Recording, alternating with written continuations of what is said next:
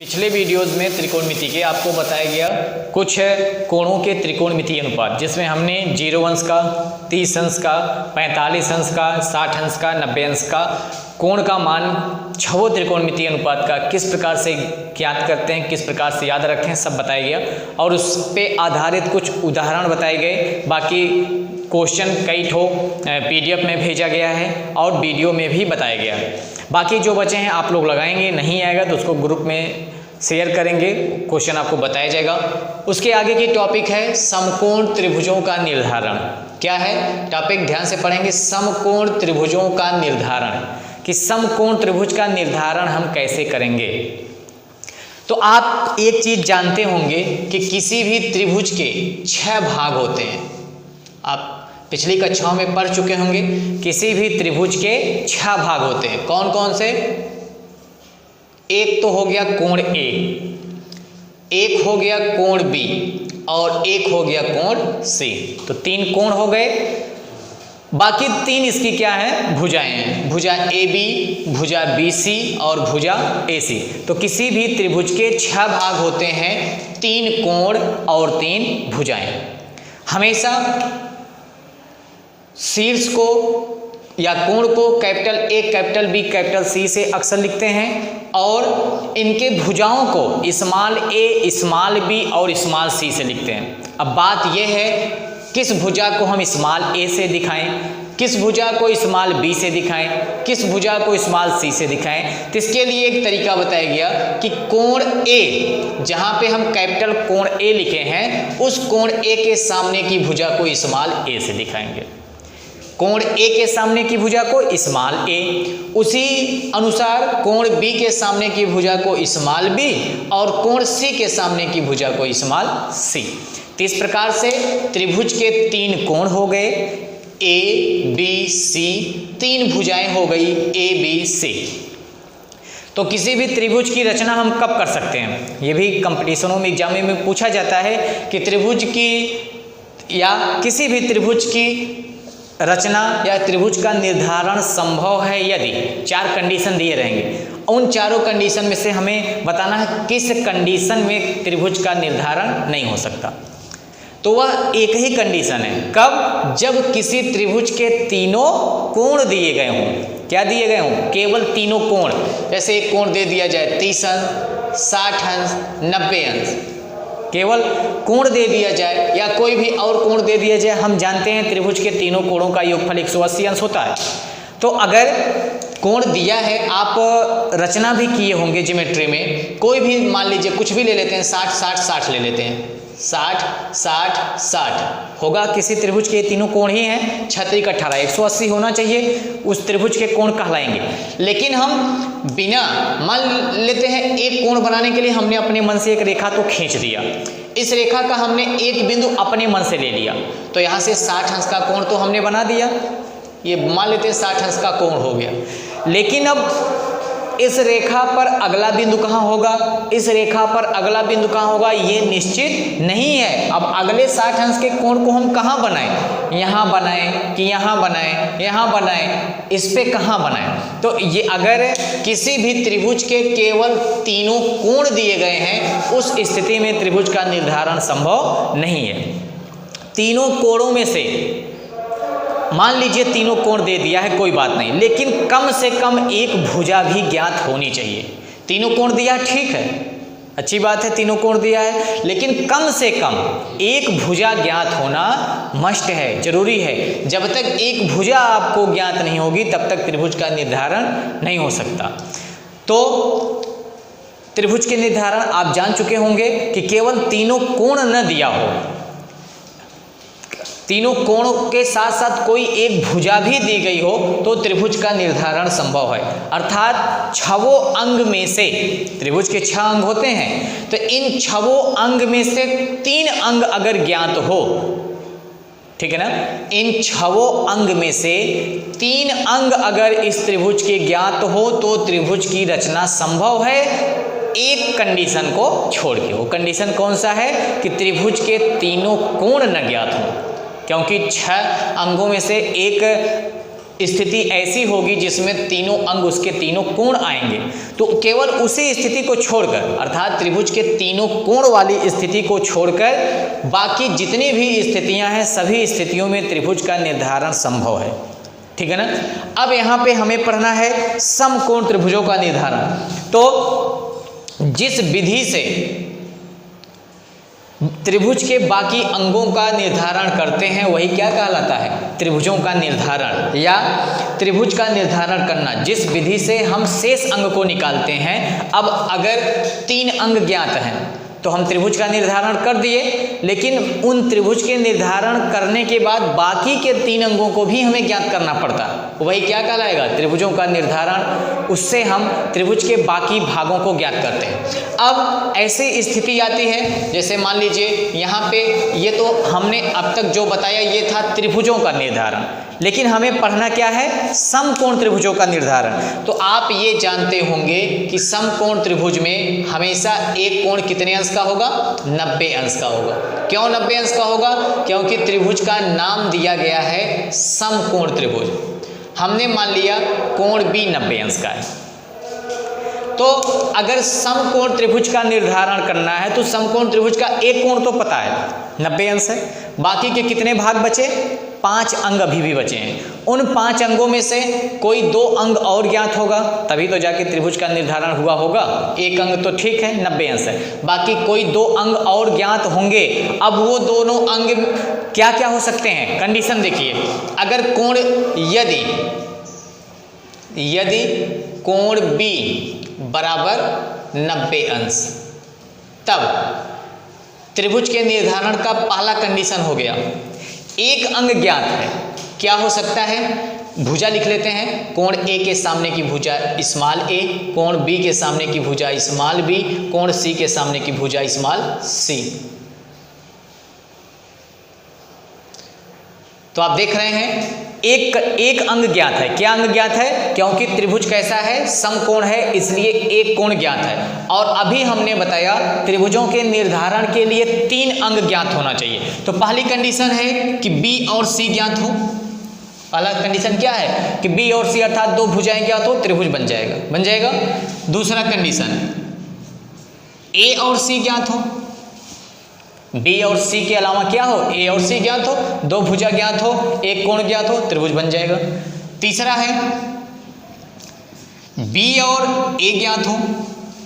B और A कहिए, चाहे A और B कहिए, बात एक ही है। B और A ज्ञात हो तब भी त्रिभुज का निर्धारण संभव है। चौथा, एक ज्ञात हो और कोण C ज्ञात हो, तो क्या हो गया, 2 कोण और 1 भुजा। हमने अभी पिछले ही कहा कि 2 कोण ज्ञात हो और 1 भुजा ज्ञात हो तभी त्रिभुज का निर्धारण संभव। त्रिभुज का निर्धारण केवल एक कंडीशन में नहीं संभव, कौन सा, अब एक कंडीशन ये भी तो आ सकता है, कोण B ज्ञात है, कोण A और कोण C ज्ञात है। इस कंडीशन में त्रिभुज का निर्धारण संभव नहीं है, क्योंकि तीनों क्या है, कोण है।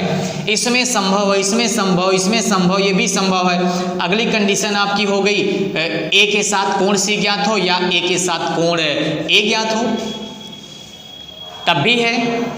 7वां कंडीशन हो गया B के साथ कोण A ज्ञात हो। 8वां कंडीशन हो गया B के साथ कोण C ज्ञात हो, यह हुआ। 9वां कंडीशन हो गया C के साथ कोण A ज्ञात हो, और 10वां कंडीशन हो गया C के साथ कोण C ज्ञात हो। तो कितने कंडीशन हुए, 10 हुए। और कोई कंडीशन आपके दिमाग में आ रहा है, B के साथ कोण AC हो गए, A के साथ हो गए, और A के साथ हो गया, B के साथ हो गया, C के साथ हो गया, एक कोण ज्ञात। तो ये सब कुछ कंडीशन है जिनके आधार पे हम त्रिभुज का निर्धारण कर सकते हैं। केवल एक कंडीशन है, कौन सा, जब त्रिभुज का तीनों कोण ज्ञात होगा, उसी स्थिति में त्रिभुज का निर्धारण संभव नहीं है। तो समकोण त्रिभुज में एक कोण तो ज्ञात है 90 अंश का, बाकी हमने जितने कंडीशन लिखा उसमें से कोई भी 2 भुजा हो, चाहे 2 कोण में से एक कोण एक भुजा हो, तो त्रिभुज का निर्धारण संभव है। अब तो त्रिभुज का निर्धारण हो गया, अब हमें क्या करने होते हैं, शेष अंगों को ज्ञात करना होता। तो शेष अंगों के लिए समकोण त्रिभुज है तो एक फार्मूला हमारे पास पाइथागोरस का है, उसका यूज करेंगे। B² बराबर A² प्लस सी स्क्वायर। तो 3 अंगों में से अगर मान लीजिए 2 भुजा ज्ञात है, एक भुजा नहीं ज्ञात है, तो इस पाइथागोरस प्रमेय की सहायता लेंगे। अगला कोण सी मान लीजिए ज्ञात है और कोण बी ज्ञात है, कोई एक भुजा ज्ञात है, 2 भुजा नहीं ज्ञात है, तो क्या करेंगे? अभी हम लोगों ने पीछे पढ़ा है लंब बटे कर्ण बराबर सी के लिए कोण साइन सी बराबर लंब बटे कर्ण, कास सी बराबर आधार बटे कर्ण। तो इसकी सहायता से भी हम भुजाओं को आसानी से ज्ञात कर सकते हैं। मान लीजिए कोण सी ज्ञात है, कोण सी ज्ञात है, कोण और भुजा सी ज्ञात है। ये कोण सी हो गया, कैपिटल है, और भुजा सी ज्ञात है। तो क्या करेंगे? कोण सी ज्ञात है, भुजा सी ज्ञात है। अब पूछा क्या क्या है? ए पूछा है, बी पूछा है, कोण ए पूछा है। तो ध्यान दीजिएगा, अगर एक कोण 90 अंश है तो बाकी 2 न्यून कोण होंगे, लेकिन बाकी दोनों कोणों में से अगर एक कोण दिया गया है, चाहे सी दिया हो चाहे ए दिया हो, तो तीसरे कोण को हम बड़े आसानी से ज्ञात कर सकते हैं। कैसे ज्ञात कर सकते हैं? अगर मान लीजिए कोण ए ज्ञात करना है तो कोण ए बराबर क्या होगा? कोण ए बराबर 180 माइनस कोण बी प्लस कोण सी। बी का मान 90 है और सी का मान दिया है, तो हम तुरंत 180 में से दोनों को जोड़ के कोण ए निकाल सकते हैं।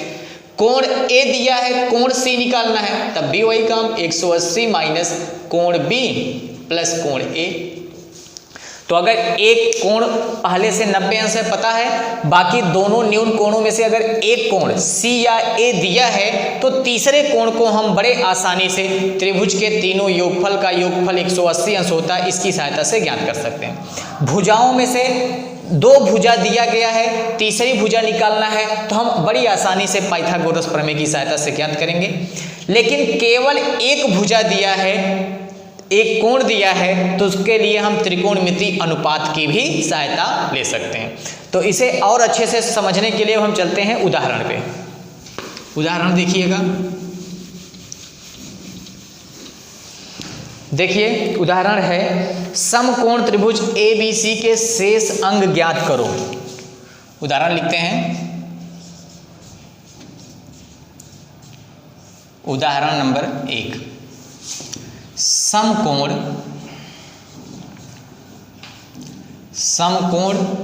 त्रिभुज ABC, समकोण त्रिभुज ABC के शेष अंग ज्ञात करो, के शेष अंग, के शेष अंग ज्ञात करो। समकोण त्रिभुज ABC के शेष अंग ज्ञात करो जब क्या क्या दिया है? जब C बराबर, कोण C बराबर 90 अंश, ये क्वेश्चन में कहा।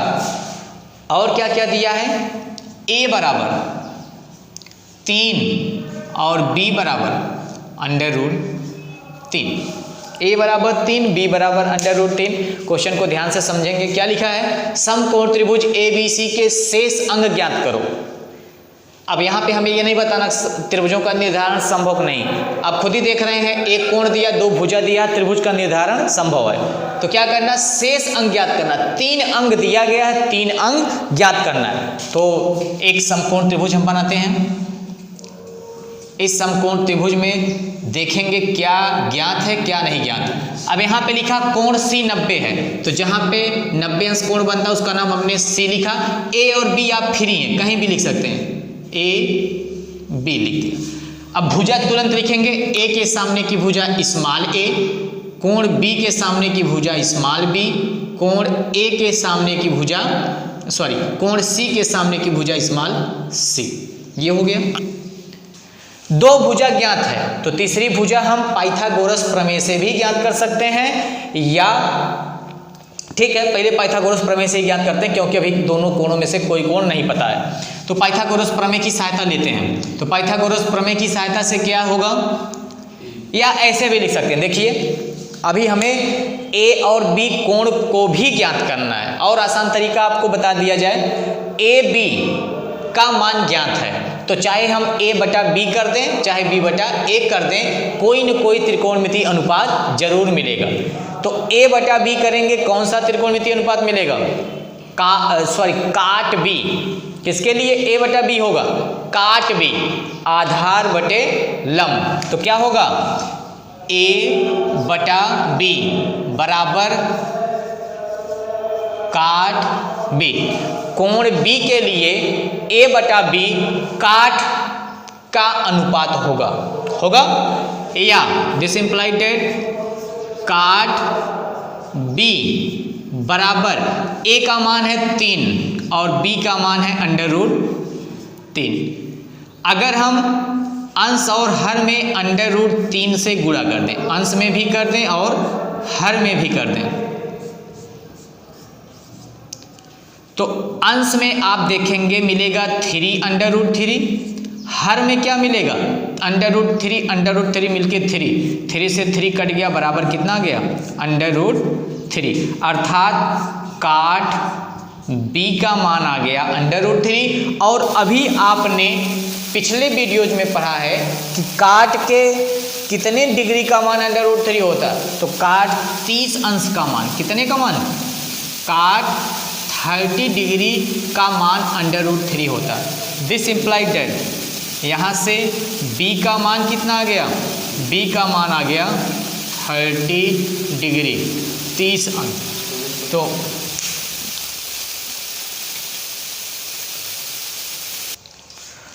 b का मान कितना आ गया 30 अंश, अर्थात कोण b बराबर 30। और अभी हमने बताया कि किसी त्रिभुज के दो कोण का मान ज्ञात है तो तीसरा कोण का हम बड़ी आसानी से ज्ञात कर सकते हैं। कोण a बराबर क्या होगा 180 माइनस कोण b प्लस कोण c।